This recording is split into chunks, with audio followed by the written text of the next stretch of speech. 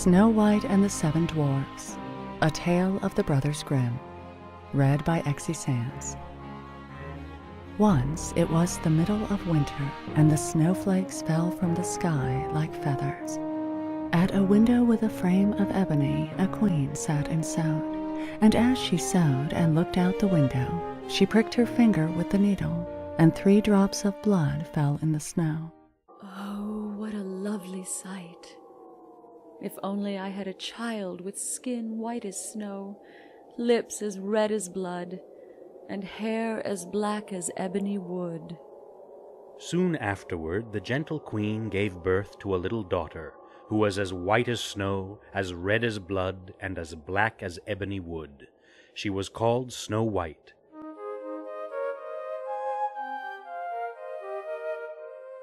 But alas, shortly after the little one arrived, the queen became ill.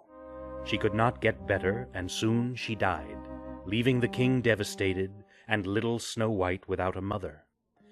A year passed, and the king took for himself a new wife. The new queen was the most beautiful woman in all the land, and very proud of her beauty. She had a wonderful mirror, and when she stood in front of it and looked in it and said, "Mirror, mirror on the wall, who is the fairest of us all?" Mirror, mirror on the wall, who in this land is the fairest one of all?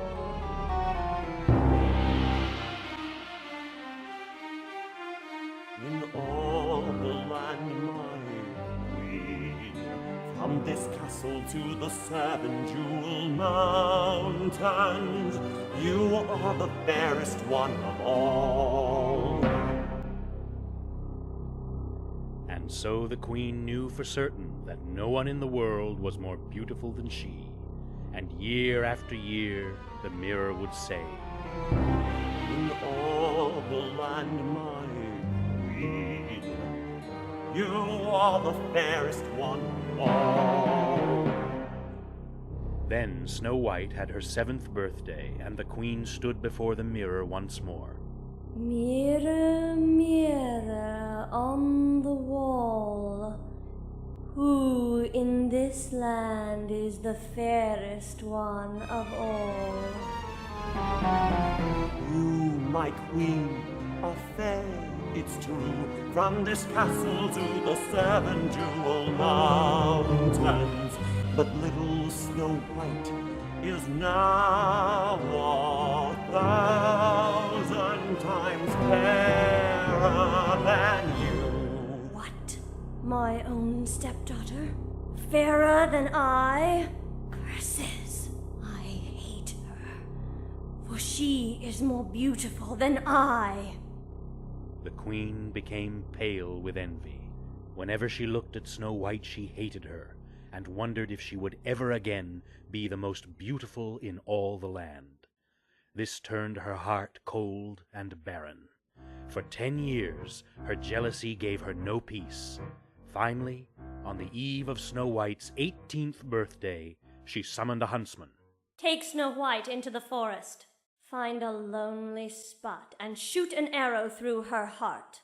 As proof that she is dead, bring her heart back to me. But your majesty! As proof that she is dead, bring her heart back to me. I hunger for it. But Snow White is the beloved jewel of the kingdom. Silence! If you do not obey my command, you shall die. I will obey your majesty. The very next day the huntsman took Snow White deep into the forest. The unsuspecting girl wandered into a clearing where she sang a delicate song while picking flowers. The huntsman stepped behind a tree and waited until Snow White turned her back to him. Then, raising an arrow to his bow and pulling it back to his open eye, he peered at the princess with as heavy a heart as he had ever felt. Many moments passed as his arm trembled. He could hold it no longer. With a heart-wrenching shout, he shot the arrow. It streaked through the air on its deadly flight and slammed loudly into a tree. Snow White cringed in terror. The huntsman had missed. Go, my child. You must run away and never return. The queen wants you dead, but I cannot do it. Go! Snow White ran into the forest. The huntsman killed a wild pig and cut out its heart. He took it back to the queen and made her believe it was the heart of Snow White. That night, the huntsman slipped out of the kingdom to hide in the forest, never to return. Meanwhile, Snow White was alone in the great forest as a storm filled the night sky with a howling wind. How could this happen to me? My stepmother wants me to die. The huntsman spared my life only to let me die in the forest. I am lost, and my world is gone. The time has come and passed. Now I'm on my own at last. Didn't think it'd be so hasty or so cruel. They didn't teach me banishment in school. Why did the huntsman draw his bow? Why did he miss and let me go? Why did my stepmom show me such disdain? Now it looks like it's going to rain.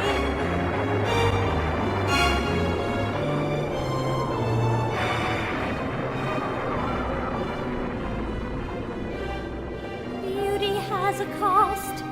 Look at the things I've lost. I'm a princess with no prince to share my throne. No home, no friends, and now I'm all alone. I've never been so free, but the dark is scaring me. Don't be scared, Snow White. I must go on in this forest by the 7 jewel mountains. I'll find a new light. I'll seek out the dawn, a new dawn. And there's dark clouds looming high, but behind them a clear sky might give me some hope that I can sustain. Though it looks like it's going to rain.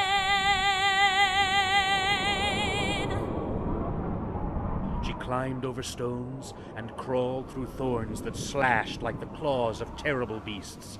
Everywhere she looked, danger appeared. Every way she turned seemed more frightening than the last. Rain drenched her in a tremendous downpour as the sky roared with thunder and lightning.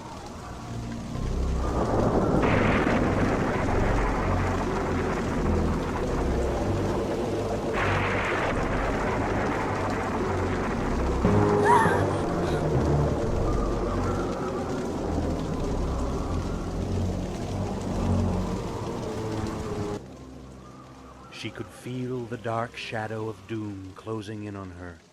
Snow White cried out and fell to the ground. With a feeble effort, she lifted her head and spied an opening to a small cave just beyond a great tree. With her last bit of strength, she crawled into the cave and hid from the storm.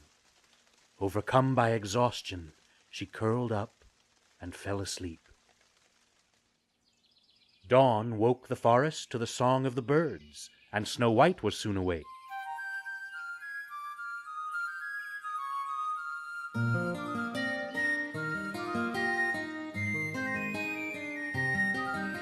A whole world was stirring to life, and the young woman was glad to feel some of her fears slip away. She stepped out of the cave. Thick trees stood like a wall round her. As she moved between them, she stumbled upon a path. She walked along it full of hope until she came to a clearing. There stood a strange cottage with a tiny door, tiny windows, and a tiny chimney pot. Everything about the cottage was much tinier than it ought to be. Snow White went to the door and pushed it open. Bending over so she could fit under the ceiling, she found it to be a cozy home with a table all set with 7 places for a meal. I wonder who lives here. What tiny plates! And spoons! Oh, there must be 7 of them, the tables laid for 7 people. 7 very little people. Upstairs was a bedroom with 7 little beds. The house was warm, friendly, and charming, but hardly neat. Everywhere she looked there was some chore that needed doing. Whoever lives here needs help keeping it neat and clean. I shall clean this house and cook a delicious meal for its 7 owners. Then perhaps they'll let me stay here for a while. She set to work cleaning the cottage. With a delicate and happy touch, she worked until the house came to life. Pans were polished, floors swept and linen changed, cobwebs were brushed away, clothes hung in their closets, and windows were wiped clean as crystal water. Then there was the food. Snow White seasoned up a stew that simmered so deliciously through the house and into the forest that even the most timid animals came close to the tiny cottage. Soon Snow White made friends with these animals, large and small. The clearing around the cottage was filled with the sounds of birds, squirrels, rabbits, frogs, deer, and the tiny mice that live in holes near the banks of streams. Little by little, Snow White felt less alone. As she looked around the cottage, admiring her work, her eyelids felt heavy, and she thought how nice it would be to take a small nap before the tiny people returned. I'll just sleep for a few moments, so I'll be better company when I meet them. So she climbed the stairs to the bedroom, lay across several tiny beds, and drifted off to sleep. Some distance from the clearing round the cottage, about an hour's march through the trees, lay the 7 Jewel Mountains.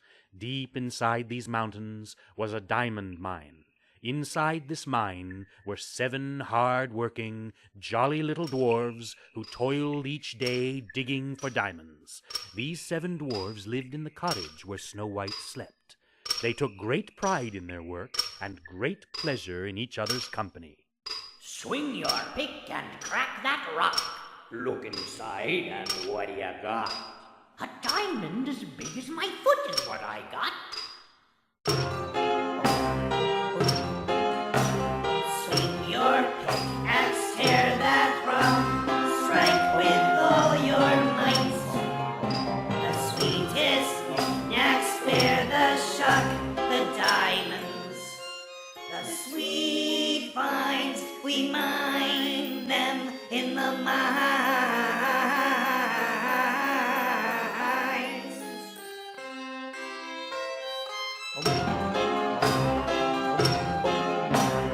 Cram your barrel, stuff your bag, pack the gems in tight.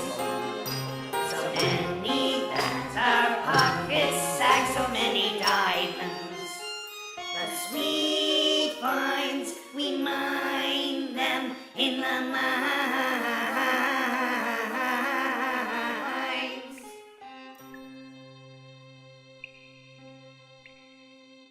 As the day was coming to an end, the long march home had to be started.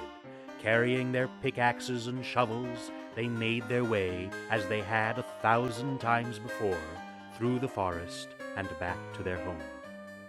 Lift your feet, men. Keep in line.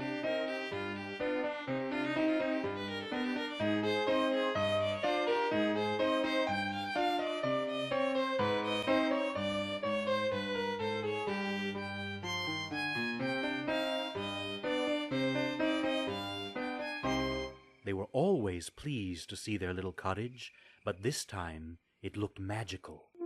Candlelight gently shimmered through the windows. The chimney spewed a calm stream of smoke, and the smell of a simmering stew put them into a trance. They stood in the clearing with their mouths wide open, not sure whether to be frightened or pleased. What's happened to our home? It's never, ever looked like this before. And what is that delicious smell? Careful, men. It could be a trap. Only one way to find out. So slowly but surely they crept toward the house. They opened the door and could not believe their eyes. The cottage gleamed. Everything was exactly where it should be. A place for everything, and everything in its place. As they gingerly explored each corner of the cottage, the littlest one found his way up to the bedroom. He bolted out, barely able to contain himself, and waved frantically to the rest of them. Come here, come look! Someone's asleep in our beds! The 7 dwarves fetched their 7 candles, and all came running. They took one look at the sleeping Snow White, and cried out with amazement. Oh me, oh my! She is as lovely as can be. Well, let's wake her up and find out what she's up to. No, let her sleep. She's earned it. So, patiently, and with great reverence, they all sat around and watched her sleep, amazed and touched by her gentle beauty.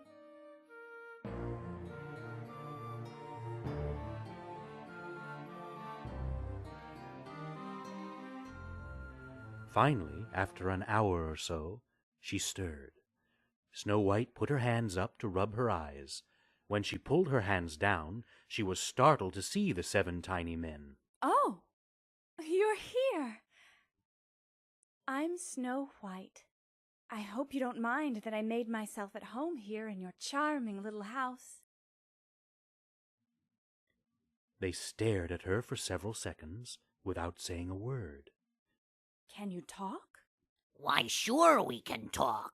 And may we ask how you made our home so bright? And where's the dirt I got on the floor last year? And what about the twigs in my pillow? Where's the pie I hid behind the cupboard? They spent the night asking all their questions. Snow White told them how the queen had tried to kill her, and how the huntsman had spared her life. The dwarves pitied her, shocked that anyone could even think of trying to kill such a sweet and beautiful girl. You may stay here as long as you like. As long as ever you like, and longer too. Our house is your house. And your house is this house, the whole house, and all the pots and pans and curtains, too. Each day, while we work in the mines, you can work here at the house. It has never looked this wonderful. Not ever. Does that suit you? Oh, but of course. That is a wonderful idea. I shall make it a perfect house. You'll be alone in the house each day when we're gone. Do not let anyone come in. There will be no one to save you. I won't let a soul inside. I promise. The next morning, the 7 dwarves said goodbye to Snow White and marched off to the diamond mines for a hard day's work.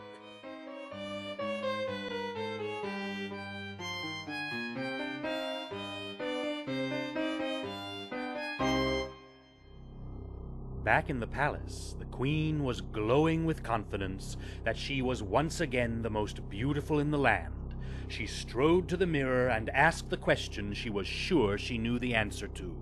Mirror, mirror on the wall, who in this land is the fairest one of all?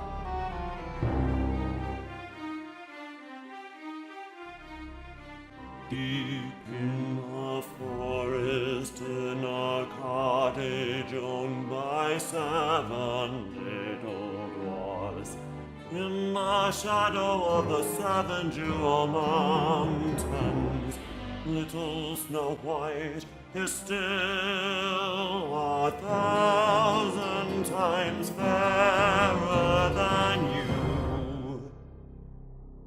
Slowly, the mirror's words seeped into her brain, and with each passing second, the queen's blood boiled hotter and her rage grew deeper. Get me the huntsman! Get him for me now! The servants scurried off to do their queen's bidding, while she grabbed the box which supposedly contained Snow White's heart. She looked at it carefully. This is the heart of a pig, not Snow White. Where is the huntsman? Gone, Your Majesty. No one has seen him since he took the princess into the forest. The huntsman has betrayed me. Get out! Leave me alone! For the queen there would be no peace. She would not rest until once more the mirror declared her the most beautiful woman in all the land. Snow White will die if it costs me my own life. At last she thought of what to do. She disguised herself as an old peddler woman and painted her face so that no one would recognize her. Then she went into her most secret room, deep in the caverns beneath the castle.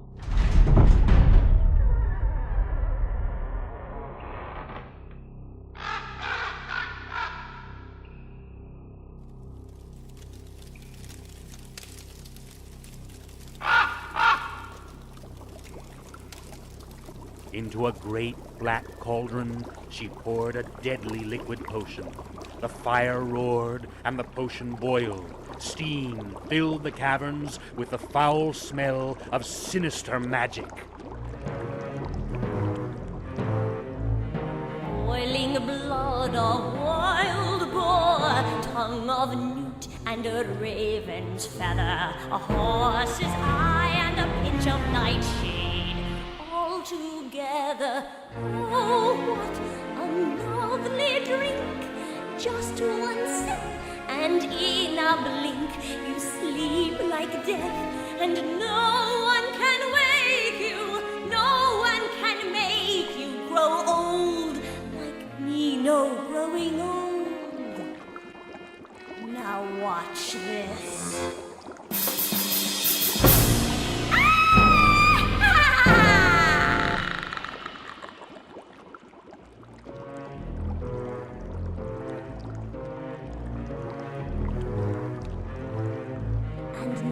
An innocent apple red, laced with my poison, ready to eat, I'll bring and give to little Snow White, and she will sleep forever. Oh, what a lovely fruit! Just one bite, you're out for good. You sleep like death, and no one can wake you.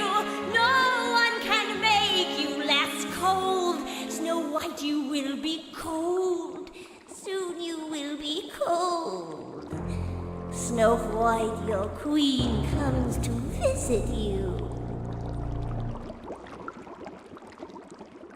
The next day, as the queen traveled into the forest, the wind began to howl through the trees, but so single-minded was her hatred of Snow White that she scarcely noticed. Finally, she reached the door of the cottage. Who is it? Just an old peddler woman selling her wares. I've brought with me today some very beautiful apples, my dear. Snow White peeked out through the window. I'm not allowed to let anyone in. The dwarves have forbidden it most severely. If you don't want to, I can't force you. But you have a kind face, so I will just leave one here on your doorstep for you to put in a pie. Dear old woman, I can't accept anything. The dwarves don't want me to. But Snow White saw the old peddler woman walking away toward the trees. The unsuspecting girl threw open the door and picked up the shiny red apple. Oh, thank you kindly, dear old woman. I will gladly accept your sweet offer. It is nothing but my pleasure, dear. What a lovely apple it is. And Snow White bit into the poison apple. She barely had the bite in her mouth when she fell to the ground in a sleep of death. The queen was beside herself with glee, cackling like a witch and gloating over the sweet girl's body. More beautiful than I? Ha! Now who is the fairest in all the land? And with the poor girl dead on the ground, the queen headed back to her castle. But now she began to notice the building storm. Louder and louder did the winds howl, and the thunder and lightning crackle.